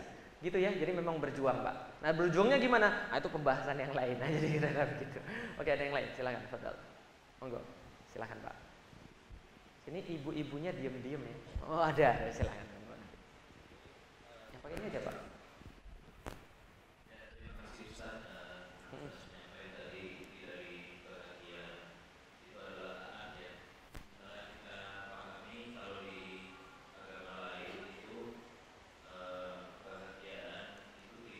Jelas.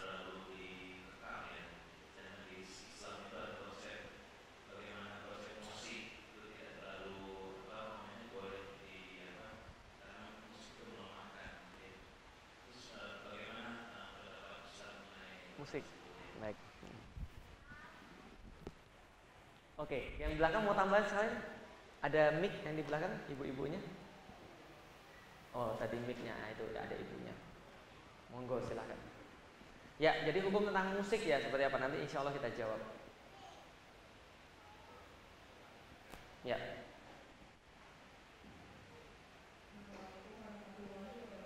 Waalaikumsalam warahmatullahi wabarakatuh.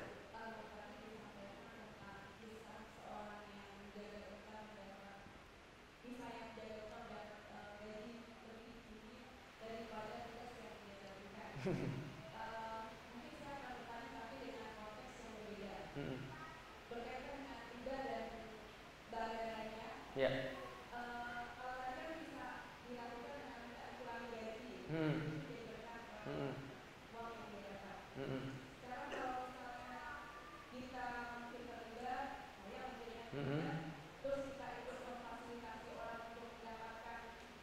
Riba.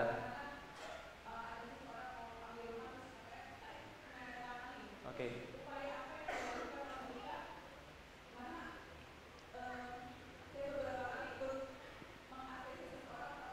Ya. Baik.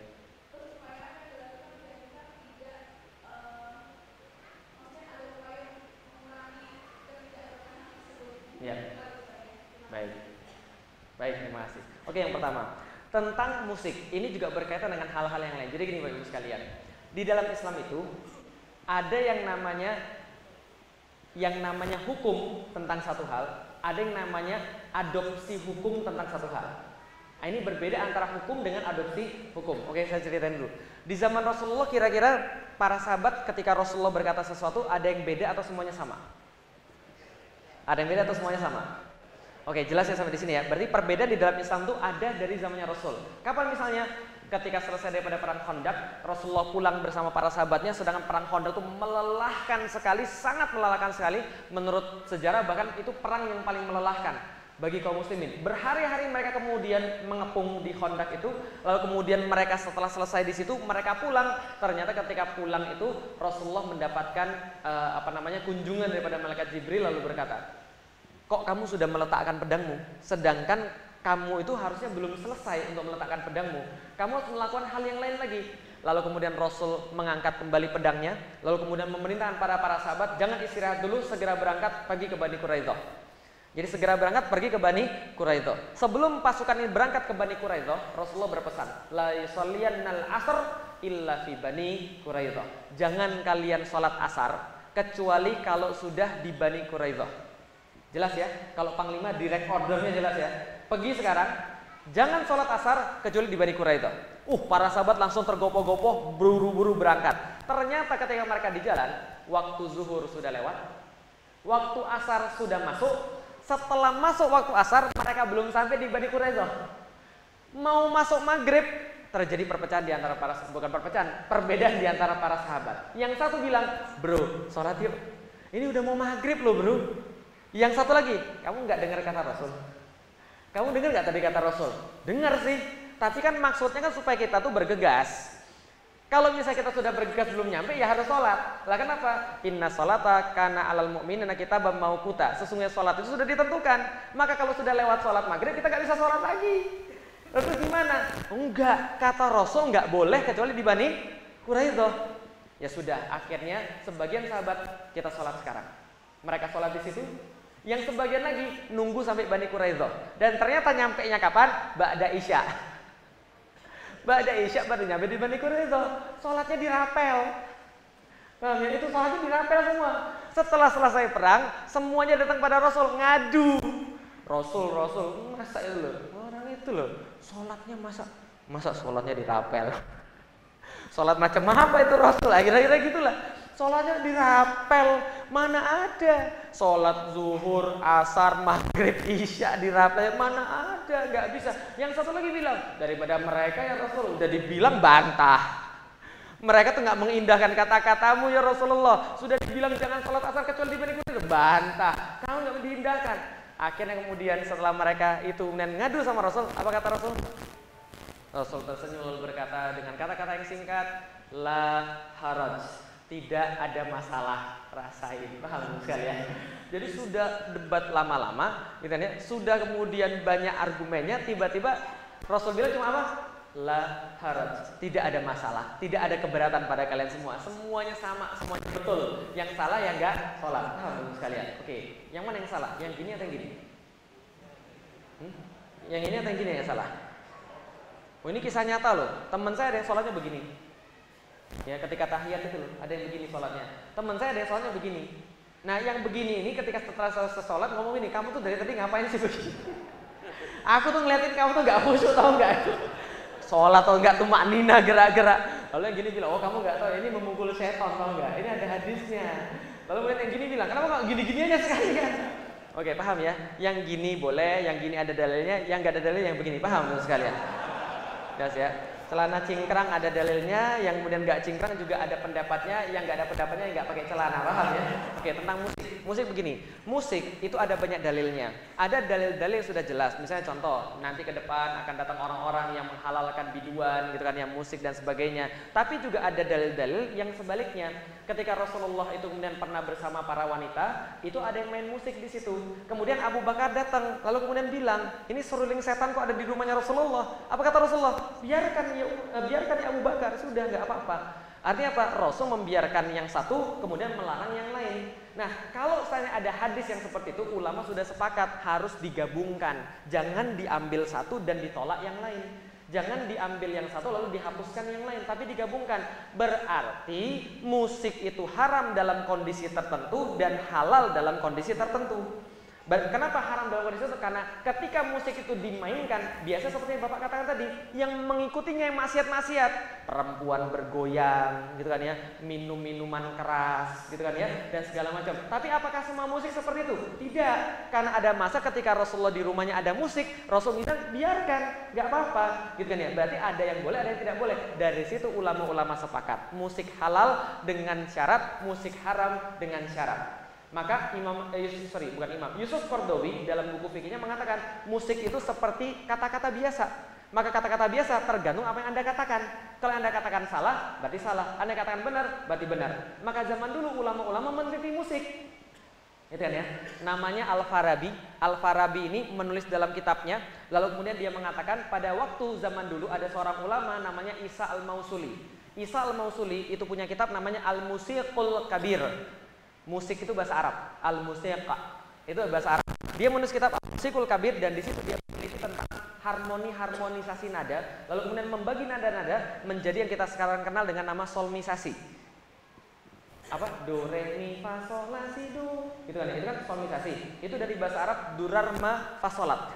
Artinya adalah mutiara-mutiara yang terpencar-pencar sehingga dirangkai menjadi satu sehingga jadi mutiara yang bagus. Ini menemukan orang muslim. Pernah dengar lagu Kanon? Tulisannya Canon, tahu? Itu bahasa apa itu Canon? Canon itu bahasa Arab, artinya konun. Artinya aturan-aturan tertentu. Coba lihat di Google, canon itu adalah aturan-aturan tertentu dalam musik sehingga kemudian menghasilkan satu karya yang bisa didengar manusia enak. Ada tempo, ada irama, ada sebagainya. Itu sudah diteliti oleh orang muslim. Kenapa? Karena itu adalah termasuk ilmu yang bisa kemudian untuk pengobatan. Pengobatan psikologi itu dulu dilakukan dengan musik juga sama. Artinya tidak semuanya menjadi haram. Haram tertentu, halal tertentu. Tapi kalau saya secara pribadi, oke, saya nggak mau untuk main musik. Itu pendapat, itu adopsi saya. Boleh nggak kira-kira? Rasul membiarkan musik, melarang musik di satu hal, membiarkan di satu hal yang lain. Tapi Rasul pernah bermain musik nggak? Paham ya? Jadi kalau Anda nggak mau main musik nggak apa-apa. Tapi yang tidak boleh adalah menutupi hukumnya. Bahwa hukumnya ada yang boleh dan ada yang tidak boleh. Itu semua dalam koridor syar'i. Kalau dalam koridor syar'i bagus. Salat kayak tadi kan ya, Allahu Akbar di sini atau gini, Allahu Akbar di perut. Yang mana? Yang mana?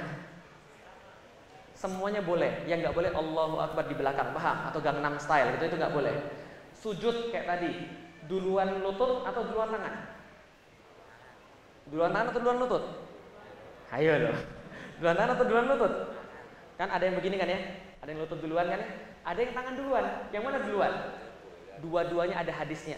Sama-sama diriwayatkan oleh Imam Abu Dawud. Ada yang tangan duluan, ada yang lutut duluan. Yang nggak boleh kepala duluan, paham?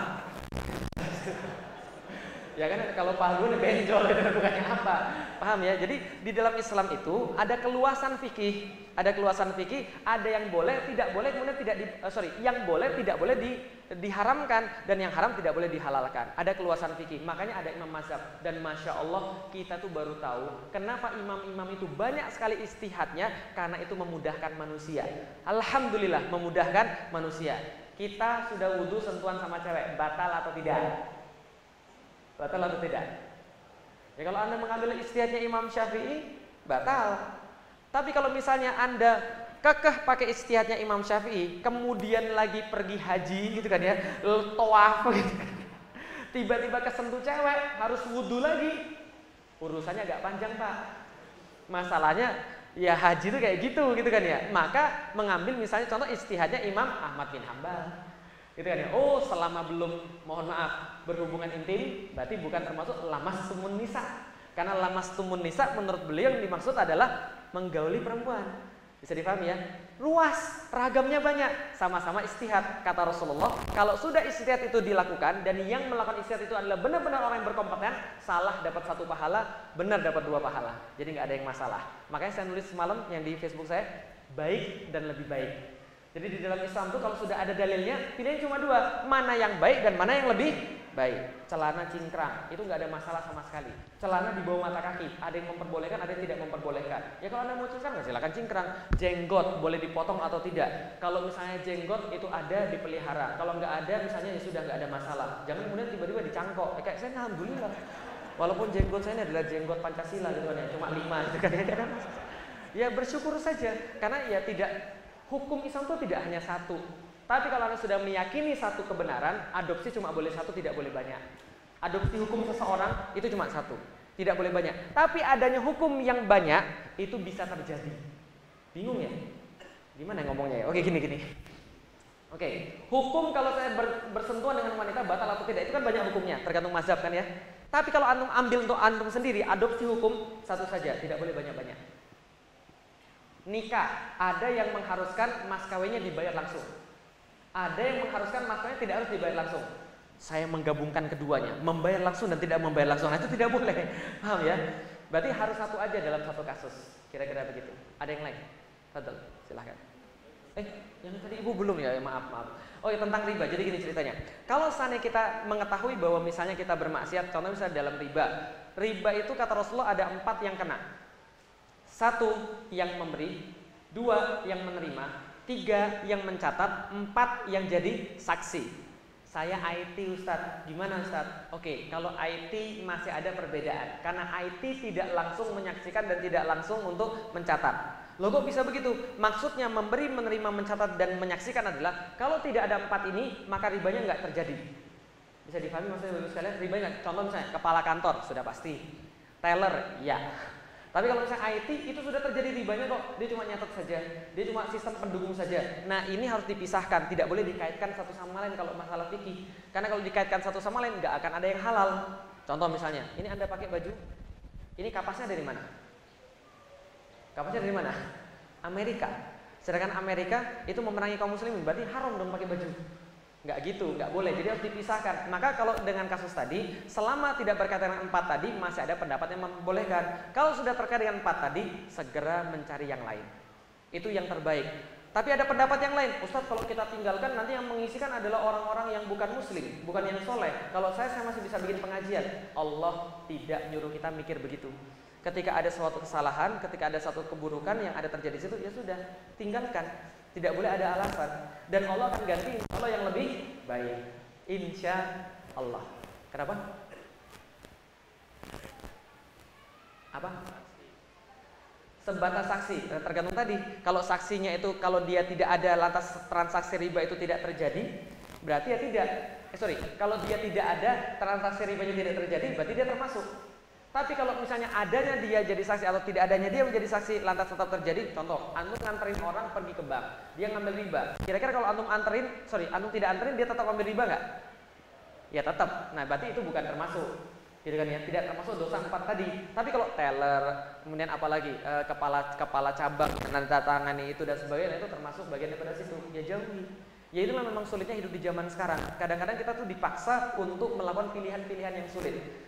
Suatu waktu ketika saya ngisi sebuah bank, ada kemudian orang yang datang pada saya dan bilang, Ustadz, anak saya 4. Kalau saya keluar nanti gimana keluarga saya? Apakah ini sudah bisa dianggap sebagai darurat? Saya bilang gini, Mas, ada sesuatu yang namanya unreasonable fear. Atau unreasonable fear, ketakutan yang belum terbukti. Dia takut dengan masa depan yang belum terbukti, tapi tidak takut dengan masa sekarang yang sudah terbukti. Dia takut kalau ke depan, kalau dia keluar daripada kemaksiatan, lantas dia nggak bisa menafkahi anak-anaknya, tapi dia nggak takut sekarang dia menafkahi anak-anaknya dengan harta yang tidak halal. Ini berbahaya. Maka unreasonable fear harus dihilangkan. Keluar, insya Allah Allah ngasih rizki. Itu kan akidah. Allah ngasih rizki. Teman-teman sekalian, pertanyaan sederhana. Rizki yang nyari kita atau kita yang nyari rizki? Kita nyari rizki atau rizki yang nyari kita? Kita sering kali bilang kan ya, sebentar ya saya mau kerja, nyari rizki, GR. Yang ada lagi rizki nyari kita. Lah kenapa? Kata Rasulullah ada 2 makhluk Allah yang diciptakan kalau ngejar nggak bakal lepas. 1 rizki, 2 ajal. Sayangnya, bukan sayang, alhamdulillahnya rizki disuruh duluan, ajal suruh belakangan. Berarti rizki itu ngejar kita, bukan kita ngejar rizki. Makanya dulu itu kita diajarkan lagu tentang akidah. Judulnya Cicak-cicak di dinding. Tahu lagu tentang akidah? Cicak-cicak di dinding tahu? Tahu lagunya gimana? Cicak-cicak. Terus selanjutnya diam-diam. Berarti cicak tuh bisanya ngapain? Merayap, diam-diam pula. Gak enak banget kan ya? Sudah merayap, diam-diam pula. Seandainya kalau ada makhluk Allah yang boleh protes pada Allah tentang rizki, harusnya cicak yang boleh protes, bukan Anda. Lah kenapa? Cicak bilang sama Allah, ya Allah, engkau tidak adil, engkau zolim. Lah kenapa? Engkau salah desain ya Allah. Maksudmu gimana? Ini salah desain. Lihat ya Allah, makananku terbang semua. Lalat terbang, laron terbang, nyamuk terbang, sementara aku cuma bisa diam-diam pula, gak enak banget. Nah, makanya terbang semua. Tapi kan lagunya belum selesai. Cicak-cicak di dinding, diam-diam. Selanjutnya, paham? Yang datang tuh nyamuknya bro, bukan Anda yang datangin nyamuknya. Udah tenang saja, pokoknya Anda melakukan tugas Anda. Apa tugas Anda? Merayap diam-diam. Nah kalau Anda manusia jangan merayap diam-diam. Maksudnya adalah ketika itu adalah cicak, ketaatan maksimal dia pada Allah adalah dengan merayap diam-diam. Sebagai manusia, kalau Anda melakukan ketaatan maksimal pada Allah, Allah pasti ngasih rizki. Selama kita masih hidup, pasti masih ada rizki. Kalau sudah taat maksimal pada Allah, Allah nggak ngasih rizki, berarti Allah sudah kangen. Selesai kan? Hidup manusia tuh enak kayak gitu, happy gitu loh. Kalau saya masih hidup, berarti masih ada rizki. Kalau nggak ada rizki lagi, ya berarti Allah sudah kangen. Kan kita mau ketemu Allah. Mau masuk surga atau neraka? Mau masuk surga atau neraka? Yakin? Syarat pertama masuk surga, mati dulu. Jelas ya. Jadi jangan takut mati. Yang takut itu adalah bagaimana keadaan sebelum mati. Ya itu boleh takut. Nah jadi kira insya Allah kalau misalnya sudah mendapat sesuatu ya sudah keluar saja. Insya Allah Allah ganti dengan yang lebih baik. Insya Allah. Mudah-mudahan ya. Minimal kebarokahan dalam keluarganya. Insya Allah. Nah terus gimana cara mengurangi? Contoh kayak sekarang kita kan nggak mungkin hidup tanpa bank misalnya sekarang. Iya bisa. Menurut para ulama Anda boleh nabung tapi Anda tidak boleh ngambil ribanya.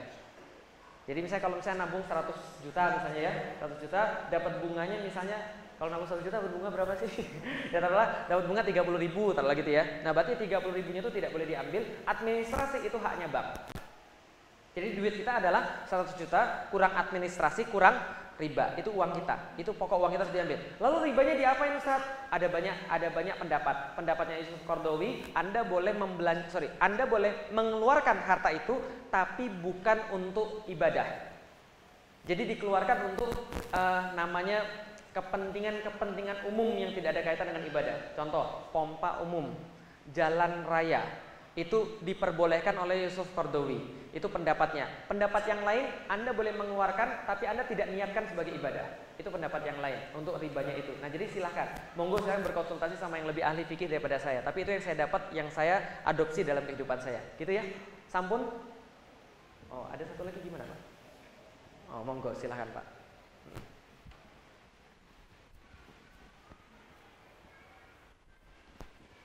Assalamualaikum warahmatullahi wabarakatuh. Waalaikumsalam. Jadi masih terkait dengan riba, Ustaz. Ya, kita harus akui bahwa di Indonesia khususnya dalam pekerjaan, kemudian perekonomian, terutama bisnis, pasti dan yakin kita masih terkait dengan perbankan. Dan maksiat salah satu maksiat adalah riba. Ini yang sangat mengerikan bagi kita semua. Ya. Nah ini kaitannya dengan bisnis. Ya kita akui bahwa hampir semua pengusaha pasti ada kaitan dengan bank. Ya, ini bagaimana? Walaupun pemerintah sekarang telah mencari jalan keluar dalam artian ada bank syariah. Nah, yang jadi pertanyaan saya, apakah bank syariah yang ada di Indonesia ini dapat mengakomodasi pengusaha-pengusaha Muslim yang sifatnya tidak ada di bawah? Walaupun kita ketahui bahwa bank syariah masih berinduk ke Bank Indonesia sebagai bank konvensional. Assalamualaikum. Ya, Waalaikumsalam. Ada orang Padang di sini? Oh, orang Awak. Orang Awak. Ada lagi orang Padang? Ada. Pak, di Padang ada rumah makan Padang nggak? Nggak ada ya. Yang ada apa Pak? Nah, yang ada warung nasi aja. Karena setiap warung nasi di Padang pasti rumah makan Padang, pasti masakan Minang. Artinya adanya label syariah pada bank itu menandakan bahwa banknya belum 100% syariah. Paham teman-teman sekalian? Karena kalau sudah syariah tidak perlu dilabeli dengan syariah. Bisa dipahami teman-teman sekalian? Oke. Tapi bukan berarti saya tidak menghargai. Saya bersyukur, saya menghargai, saya benar-benar menyemangati agar perubahan itu terus-menerus terjadi. Minimal itu adalah hasil bahwa masyarakat sudah mulai berubah menjadi aware dengan yang namanya bank syariah. Mereka mulai mengenal transaksi syariah. Walaupun betul, bagaimana mungkin kita bisa mensyariahkan semuanya? Orang jantung perekonomian aja riba, gitu kan ya, bisa dipahami teman-teman sekalian. Berarti itu harus didukung gerakan-gerakan seperti itu. Nah, mengenai kemudian tentang bisnis, saya tuh alhamdulillah saya juga berusaha, tapi memang usaha saya mungkin masih dalam level-level kecil ya, sehingga saya masih bisa tidak tergantung pada misalnya perbankan. Tapi mungkin yang lain-lain misalnya kalau untuk ekspansi bisnis dan sebagainya tetap harus mengambil kredit. Nah itu yang memang menjadi masalah sampai sekarang. Nah jadi yang bisa kita lakukan apa? Ya pertama pelajarilah Islam benar-benar. Karena kenapa? Perubahan itu tidak terjadi secara instan. Saya masuk Islam prosesnya 5 tahun. Dari SMP kelas 2 belajar Islam, matangnya baru ketika semester ketiga baru masuk Islam. Artinya apa? Perbuatan kita akan menurut dengan pemikiran dan pemahaman kita. Nanti sekarang mungkin bagi kita masih berat, besok-besok kita mungkin akan berpikir yang lain. Bisa jadi kita berpikir, alah bisnis cuma tuh dunia aja. Dunia tuh dicari juga nggak habis-habis kan ya. Sementara saya ini sebentar lagi juga bisa jadi akan menghadap Allah. Maka bekal terbaik saya adalah melepaskan semua maksiat-maksiat yang sudah lalu. Kemudian kita berusaha untuk mengisi dengan kebaikan demi kebaikan. Bisa jadi kalau pemahamannya sudah naik. Jadi yang penting naikin pemahaman dulu. Bimastatotum itu artinya adalah dengan pemahaman tertentu kita punya daya maksimal tertentu dalam menaati Allah. Nah, jadi kira-kira gitu. Jadi saya tidak bisa bilang ya sudah Pak, karena memang sekarang sistemnya lagi begini, nggak apa-apa Pak, ambil riba. Itu saya juga nggak bisa lakukan. Kalau bisa saya lakukan, ada dalilnya, pasti saya ngomong, gitu kan ya. Tapi saya nggak bisa karena nggak ada dalilnya untuk membenarkan maksiat. Tapi yang bisa saya lakukan adalah bertakwalah pada Allah, berusahalah baik-baik, insya Allah akan ada jalan daripada Allah. Yakin Allah pasti ngasih jalan pada orang-orang yang mau mendekati Dia. Wallahu a'lam bishawab. Kalau ada saya salah, mohon maaf. Ada yang baik hanya berasal daripada Allah Subhanahu wa taala. Kalau kurang itu memang jatahnya manusia. Kalau ada yang lebih tolong dikembalikan. Terima kasih. Assalamualaikum warahmatullahi wabarakatuh.